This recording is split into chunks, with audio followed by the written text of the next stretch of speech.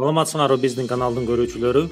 Бүгүн биз көпчүлүк угуп жаткан биткоин деги эле жалпы криптовалюта тууралуу сөз кылабыз. Криптовалюта деп санариптик акча каражаты аталат. Анын бирдиги коин, кыргызча котормосу тыйын. Анын жөнөкөй акчадан негизги айырмасы анын физикалык түзүмү жок. Башкача айтканда, колго кармай албайбыз.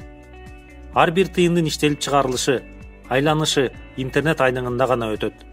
Крипто деген сөз шифрлөө технологиясын түшүндүрөт. Анын себебинен тыйынды жасалма чыгаруу же урдоо мүмкүн эмес. Азыркы кезде крипто акчалардын жакшы жагы ал эч кандай мамлекетке жана эч кандай банкка байланган эмес. Криптовалютанын айлануусунда ортомчулар жана башкаруучулар болбойт. Бүгүнкү күндө эң баалуу жана чоң мааниге ээ болгон крипто акча бул биткоин. Анын негиздөөчүсү белгисиз Сатоши Накамото аттуу адам.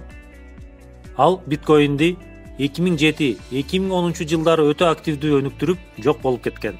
Ал чыныгы өзүнүн атын атаган адамбы, же бир программисттин болгону лакабатыбы, ал азыркыга чейин белгисиз. Бирок анысы жок деле биткоин өтө чоң бийиктик ийгиликке жеткен.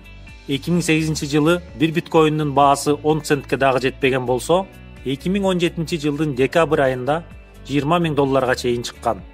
Кээ бир адистердин айтуусунда бул дагы чек эмес. Биткоиндин азыркы 2020 жылдын апрель айындагы баасы $7,000. Ийгилик көрсөткөн биткоиндин аркасынан дагы көптөгөн санарип акчалар чыккан. Алардын саны 1000ден ашып жана дагы өсүүдө. Кээ бир мамлекеттер өздөрүнүн жеке крипто акчалары тууралуу дагы сөз кыла баштады. Крипто акчалардын баасынын өсүшү же төмөндөшү көп факторлорго байланыштуу. Алардын арасында майнинг, башкача айтканда, компьютердин эсептөө кубаттуулугунун жардамы менен крипто акча өндүрүү. Мисалга алсак, биткоин жаңы чыгып баштаганда, аны жөнөкөй үй компьютеринин жардамы менен иштеп чыгышса, азыр ага көптөгөн энергия жана эсептөөчү каражаттардын күчтүүлүгү талап кылынат.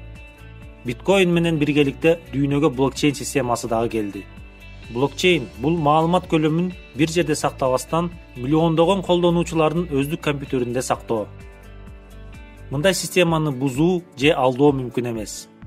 Маалымат коопсуздугун көздөп, блокчейн системасы азыркы тапта алдыңкы банктар, финансылык мекемелер, керек болсо мамлекеттер тарабынан да колдонулуп баштады.